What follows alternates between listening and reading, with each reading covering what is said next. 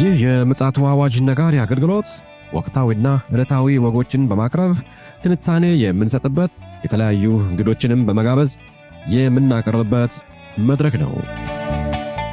መረጃዎችን ያጠናከረ ይዞልን የሚመጣው ፓስተር አለማየሁ ነሙ ሲሆን ፕሮግራሙን የመራና መሰናዶውን ኤዲት በማድረግ ወደ እናንተ የሚያቀርበው ይልቃል አስራት ነው። መልካም ጊዜ። ሻሎም ሻሎም፣ ውድ የተከበራችሁ የምፅዓቱ አዋጅ ነጋሪ አድማጮቻችን ሰላም ለእናንተ ይሁን። እንዴት ዋላችሁ? ዛሬ እንግዲህ ዕለተ ሐሙስ ነው። የዕለተ ሐሙስ የቀኑን መረጃ ወደ እናንተ ለማምጣት ከፓስተር አለማየሁ ጋር መስመር ላይ ተገናኝተናል። እንግዲህ በትላንትናው ዕለት የሳምንታዊው የዜና ወጃ ስለነበረ አልተገናኘንም ነበር። በዚህ መሃል እንግዲህ ዓለማችን ላይ በርካታ ክስተቶች ተከናውነዋል። በነዛ ክስተቶች ዙሪያ በእግዚአብሔር ቃልም ጭምር ፓስተር አለማየሁ መረጃዎችን አጠናክሮ ይዞልን መጥቷል። መልካም ጊዜ እንደሚኖረን ተስፋ አደርጋለሁ። ይልቃል አስራት ነኝ ከምፅዓቱ አዋጅ ነጋሪ አገልግሎት። አድማጮቻችን እንግዲህ ዓለማችን ወደ ባሰ አዘፍት ውስጥ እየገባች ትገኛለች። ይሄ ክስተትና ይሄ ሂደት በጣም ለኛ የማንቂያ ደወል ነውና በትኩረት የምናቀርበውን መረጃ እንድትከታተሉ ከወዲሁ ማሳሰብ እንወዳለን። በቀጥታ ወደ መረጃው ከማምራታችን በፊት ከፓስተር ጋር ሰላምታ ከተለዋወጥን በኋላ ያመጣልን መረጃ ያጋራናል። ሰላም ላንተ ይሁን ፓስተር፣ እንዴት አለ? እንዴት ዋልክ? እንደምን አልክ ወንድም ይልቃል? ከአንድ ቀን ቆይታ በኋላ ተገናኘን፣ እግዚአብሔር ይመስገን።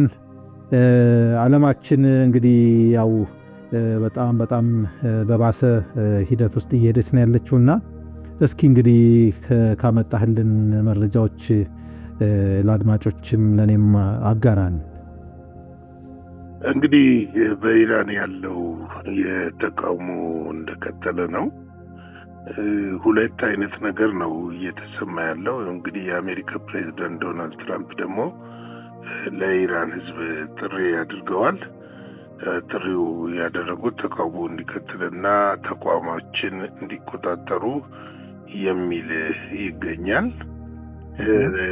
በዚህ ጥሪ ኢራናውያን ለተቃውሞ ወጥተዋል ይባላል። ግማሹ ደግሞ የለም። የኢራን መንግስት ደግሞ ከውስጥ የሚሰጠው መግለጫ ባለፈው የኢራን ህዝብ ድጋፍ ላይ ከወጣ በኋላ እንትኑን ተቃውሞውን ኢራናውያን ተቆጣጥረዋል የሚል ነው። እነሱም ተቆጣጥረነዋል እያሉ እየተደመጡ ነው ያለውት። እንግዲህ አሁንም ምንድነው እየተባለ ያለው? ኢራናውያን አይዟችሁ እየደረስንላችሁ ነው የሚለው ድምጽ ከአሜሪካ አሁንም እየተሰማ ነው ያለው። በምን እየደረሱላቸው እንደሆነ ድጋፉ ምን እንደሆነ ባይታወቅም ማለት ነው። እስካሁን እንግዲህ በውጭ ያሉት የምዕራባውያን ቴሌቪዥን ጣቢያ ብዙም ተአማኒነት ባይኖራቸውም ወደ 1000 ሰው በላይ ሞቷል ይላሉ። ነገር ግን በተባበሩት መንግስታት ድርጅት የሰብአዊ መብት ተሟጋች የሆነው ድርጅት እዛው ኢራን ውስጥም ስላለ እነሱ ደግሞ ያሉት የሞተው 100 ምናምን አልበለጠም፣ ቁስለኞች በርካቶች ናቸው የሚል መረጃ እየወጣ ነው ያለው። እየተነገረ ባለበት ይሄ መረጃ እየተነገረ ባለበት ሰዓት ነው ዶናልድ ትራምፕ ከኢራን ጋር የንግድ ግንኙነት ያላቸውን አጋር አገሮች ብለዋል። አጋር አገሮች እነማን እንደሆኑ አንተም ታውቃለህ። ልክ ነው። አጋር አገሮች ብለዋል ትራምፕ።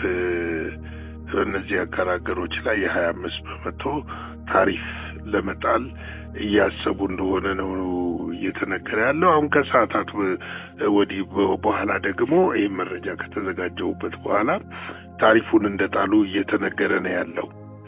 ይሄውም በቻይናና በራሽያ በሌሎችም ሀገሮች ላይ ማለት ነው፣ ከኢራን ጋር ነዳጅ የሚገዙ ወይም ወደ ኢራን ደግሞ ሸቀጥን የሚያቀርቡ ማለት ነው። እንግዲህ ከዚህ ባሻገር በወታደራዊ እርምጃ በአየርና ሚሳኤል እርምጃ ለመውሰድ የአሜሪካ መከላከያ ሰራዊት ወይም ደግሞ የአሜሪካ ጦር ኃይል በዝግጅት ላይ እንደሆነ ታውቋል፣ እየተነገረ ነው ያሉ። ይሄም የኢራን የውጭ ጉዳይ ሚኒስትር ደግሞ አባቺ ምንድነው ያሉት? በፈለጋችሁት መንገድ መምጣት ትችላላችሁ የሚል ምላሽ ሰጥተዋል። የከፋውና የባሰው ነገር በእናንተ ላይ ነው የሚሆነው የሚል ነገር ተነስቷል። እንግዲህ ይሄ ደግሞ በእንዲህ እንዳለ በሌላው ሁኔታ ደግሞ አሜሪካ የጦር የጦር እዛ ማለትም መካከለኛው ምስራቅ ላይ ያሉ የጦር ቤዞቿ በሙሉ ሬዲ እንዲሆኑ በዝግጁነትና በንቃት እንዲጠባበቁ ታዘዋል። ኤኒታይም ትዕዛዝ ሊሰጣቸው እንደሚችል ነው የተነገራቸው። እንግዲህ ይሄ በእንዲህ እንዳለ የአሜሪካ፣ የካናዳ እና የአውሮፓ ዜጎች በአስቸኳይ እንዲወጡ ተጠይቀዋል። የጠየቁት የአገሩ መንግስታት ናቸው፣ የውጭ ጉዳይ ሚኒስትሮች ናቸው እየተናገሩ ያሉት። እንግዲህ ይሄ ሁኔታ እያለ እስካሁን ድረስ ኢራን ምንም ያለችው ነገር ባይኖርም፣ ነገር ግን የአቪዬሽን ድርጅቶችና የተለያዩ የአየር መገናኛ ተቋሞች ማለት ነው እነሱ በኢራን ምንም አይነት በረራ እየተካሄደ እንዳልሆነ እና ምንም አይነት የአየር በረራ እስካሁን እንዳልታየ በእነዚህ ቀናቶች እየተነገረ ነው ያለው። ነገር ግን የአየር ክልሌን ዘግቻለሁ ብላ ኢራን እስካሁን አልተናገረችም። ነገር ግን የአየር ክልሉ እንደተዘጋ ነው እየታወቀ ያለው። በዚህ ላይ እንዳለ ያው በቀደምም ተጠቅሰናል። የኢራን ጦር ኃይል በከፍተኛ ሁኔታ በዝግጅት ላይ ነው የሚገኘው፣ በተጠንቀቅ ላይ ሆኖ ይገኛል። እንግዲህ እነዚህ የአየር በረራዎች መቋረጣቸው በዛ ያሉ የቻይና የአውሮፓውያን እና የካናዳ የአሜሪካ ዜጎች በምን እንደሚወጡ ባይታወቅም ባገኛችሁት መንገድ ውጡ የሚል ነገር ተነስቷል። ይሄም ምንድነው እንግዲህ ከሰዓታት በኋላ ወይም ደግሞ ከቀናት ከዛሬ በኋላ ሊሆን ይችላል የአየር ድብደባ ሊፈጸም ይችላል የሚል ነው እየተነሳ ያለው። ይሄ የአየር ድብደባ መንስኤው ደግሞ ምንድነው? አሁን ተቃውሞ እየረገበ መምጣትንና በትናንትናውም ለጠቆም ለማድረግ ሞክረናል ከተቃዋሚ ኃይሎች ጋር የኢራን መንግስት ድርድር ማድረጉ ነው። ሌላው እንግዲህ በዚህ ሁኔታ ውስጥ እያለ እስራኤል በዛሬው ዕለት ማለት ነው መላው ጦሯ መከላከያ ኃይሉ ማለት ነው ዝግጁ እንዲሆንና የአየር መከላከያዎች እንዲሁም ደግሞ መደበቂያ እንትኖች እነዚህ አላርም ሲነፋ ሰዎች የሚገቡበት ባንከሮች በሬዲ እንዲሆኑ ክፍት ሆነው 24 ሰዓት ክፍት እንዲሆኑ ዝግጁ እንዲሆኑ ተጠርቷል። ይሁን እንጂ በጣም የሚያስገርም ነገር እስካሁን ድረስ በመጀመሪያው ንቅናቄው እንደተጀመረ ነው ኔታንያሁ ለኢራን ሕዝብ ንግግር ያደረጉት። ኢራን ግን እስራኤል ግን ከዛ በኋላ ምንም አይነት ማንኛውም ባለስልጣን ማንኛውም የሀገሪቱ ቴሌቪዥን ወይም ደግሞ ሚዲያ ምንም አይነት ስለ ኢራን መግለጫም ምንም ነገር እንዳይናገር ተከልክሏል። ይህንን ማሳሰቢያና ክልከላ ያደረገው ሞሳድ እንደሆነ ታውቋል። ምክንያቱ ግን ባለስልጣኖቹ እየጠየቁ ነው ያሉት። ምክንያቱ ምንድነው መግለጫ ማንሰጥበት የሚል ነገር እየተነሳ ነው ያለው። ይሁን እንጂ አሁን ላይ ያለው ነገር እጅግ ለእስራኤል ከባድ እንደሆነ ብዙዎች እየተናገሩ ነው ያሉት። ምክንያቱም ማንኛውም ድብደባ ቢደረግ የመጀመሪያው ሚሳኤሎች ወደ ቴል አቪቭ ሊሆን ይችላል የሚል ግምቶች አሉ። እነዚህ ግምቶች ብቻ አይደሉም፣ ዝግጁም እንደሆነች ነው እየታወቀ ያለውና እንግዲህ አሁን ሁለት አይነት ነገር ነው ያለው። የትኛው ማመን እንደምትችል አይታወቅም። የአረብ ሚዲያዎች ብጥብጡ እንደቀነሰና እንደረገበ ከተወሰኑ ከተሞች በስተቀር እንደቆመ እየተነገሩ ነው ያሉት። ለዚህም ይመስለኛል ዶናልድ ትራምፕ ጥሪ ያደረጉት እንዲቀጥሉ ተቋማቸውን ያዙ፣ እየመጣንላችሁ ነው፣ ደርሰንላችኋል የሚል ነገር ነው ያለው። ነገር ግን እስካሁን እርምጃ እንወስዳለን ሰዓታት ነው የቀረን ካሉ ወደ 2 ቀን እያለፈው ነው እና ምንም አይነት እርምጃ ሲወስዱ አይታዩም። ነገር ግን ደግሞ ከዚህ ባሻገር የተቃውሞው መብረድ ምናልባትም ደግሞ ድብደባውን እንዲፈጽሙ ያደርጋቸዋል የሚል ነገር አለ። ምክንያቱም የኢራንን ኢኮኖሚ ሽባ በማድረግ አመፁ በበለጠ እንዲቀጣጠል ለማድረግ እርምጃ ይወስዳሉ የሚሉም ነገር አለ።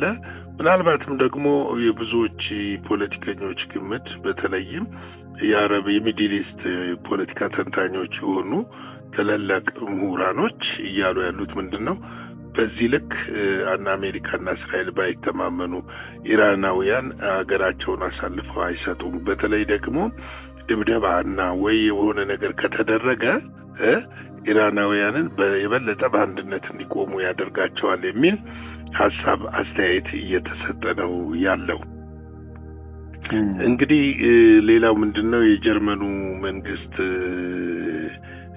ፍሬድሪክ ሜርስ በህንድ ጉብኝት እያደረጉ ይገኛል። በዛ ጉብኝታቸው ከህንድ መንግስት ጋር የዲፕሎማሲ የፖለቲካና ኢኮኖሚ ትብብር ለማድረግ ስምምነት እንዳደረጉ እየተነገረ ነው ያለው። ታሪካዊ ቦታዎችንም በህንድ ጎብኝተዋል። እዛ ሆነው ግን ለጋዜጠኞች በሰጡት መግለጫ የጀርመን መንግስት ለኢራናውያን ለተቃዋሚዎቹ ማለት ነው ድጋፉን ይገልጣል። በቅርብ የኢራን መንግስት ውድቀት እንሰማለን የሚል ነገር ተናግረዋል። ለዚህም ታሪኩ ምን እንደሆነ ባልደርስበትም ነገር ግን የኢራን የውጭ ጉዳይ ሚኒስትር ኢራቫፓቺ ምንድነው ያሉት? እሳቸው ጀርመኖች የድሮውን ትረሳላችሁ ወይ? አትሊስት ዝምታችሁ ይሻለናል፣ እኛን የመናገር ሞራሉም የላችሁም የሚል ነገር አንስተዋል። እና እንግዲህ አሁን ላይ ያለው ነገር በጣም እየተፋፋመ ያለና እንዴት ነው ምን ብዬ ልንገር ውሉ የጠፋለት ክር ሆኗል። ጀርመን ብቻ አትመስለኝም። እንግሊዝም ፈረንሳይም ይሄን የኢራን መንግስት እንዲወድቅ የሚመኙ ይመስለኛል። አውሮፓውያኖች አሁን ላይ ሁለት ልብ ያሉ ይመስለኛል። የኢራን መንግስት እንዲወድቅ የሚፈልጉበት የራሳቸው ምክንያት ይኖራቸዋል። ግን አሜሪካንና እስራኤልን በመደገፍ እንዳልሆነ እረዳለሁ። ምክንያቱም ኒኩሌሩ ምናልባት አኳያ ይመስለኛል ብዙዎቹ አብዛኛዎቹ ዝምታን የመረጡት። ምንም አይነት መግለጫ ሲሰጡ አትሰማም። ኢቨን ፈረንሳይንም ጭምር እና ነገር ግን የጀርመኑ ናቸው አሁን በኢራን ጉዳይ ላይ እንግሊዝና ጀርመኖች ናቸው እየተናገሩ ያሉት። የተሰማው ይሄ ነው። ሌሎች አረብ ሀገሮች እንግዲህ ምሽት ላይ ያጠናክረን ይዘነው እንመጣለን። ከኢራን ጎን የመቆም አዝማሚያ እየታየ ነው። አንዳንዴ እኮ ፖለቲካ ቁማር ነው የምትለው ይሄ ነው። ቁማር ነው የምትለው ይሄንን ነው። ይሄ ነው ቁማር የምትለው ነገርና ነገር ግን አብዛኞቹ የሚስማሙት አሜሪካ ወታደራዊ እርምጃ እንዳትወስድ ነው። ምክንያቱም ቀጠናው ድብልቅልቁ ይወጣል የሚል ነገር ነው እንትን ያሉት። በተለይ ደግሞ ፕሬዚዳንት ቭላዲሚር ፑቲን አሜሪካና እስራኤል ቢታቀቡ ይሻላል፣ ቀጠናውን ወደ ለየለት ጥፋት ተወስዱታላችሁ እንጂ በኢራን ውስጥ የምታወጡት ለውጥ አይኖርም የሚል ነገር አንስተዋል። እንግዲህ ለዛሬ ዩዋ ሊደር ያው የምናየው ጉዳይ ነው። ለዛሬ ያለኝ እንግዲህ ለቀን ያለኝ መረጃ ይሄንን ይመስላል። ምሽት ላይ እንግዲህ ሌሎችንም አጠናቅረን የምንገናኝ ይሆናል ማለት ነው። እግዚአብሔር አብስቶ ይባርክ ፓስተር። በጣም የጊዜውን መረጃ ስላቀበልከን እጅግ አድርገን እናመሰግናለን። እውነት ነው እንግዲህ ዓለማችን በጣም በከፍተኛ ውጥረት ውስጥ እየተገኘች ትገኛለች። ነገር ግን ለኛ ቀደም ብዬ መግቢያ ላይ እንደተናገርኩት የማንቂያ ደወል ስለሆነ በንቃት ሁል ጊዜ በእኛ በኩል የሚጠበቀውን ማድረግ ብቻ ነው የሚጠበቀው። ስለዚህ ይሄ መረጃ ለኛ የማንቂያ ደወል ይሆንልናል ማለት ነው። ውድ አድማጮቻችን እንግዲህ ለዛሬ ሐሙስ ይዘን የመጣነው የቀኑ መረጃ ይህንን ይመስላል። ፓስተር እንዳለን ደግሞ ምሽት ላይ ደግሞ በአዳዲስ መረጃዎች ተመልሰን እንመጣለን። እስከዚያው ድረስ የእግዚአብሔር ምሕረት ቸርነት ከእያንዳንዳችን ጋር ይሁን። ሻሎም። ለዛሬ ይዘን የመጣነው ወቅታዊ መረጃ ይህንን ይመስል ነበረ። በሌላ ጊዜ በሌላ መሰናዶ እስከምንገናኝ ሰላም ለእናንተ ይሁን።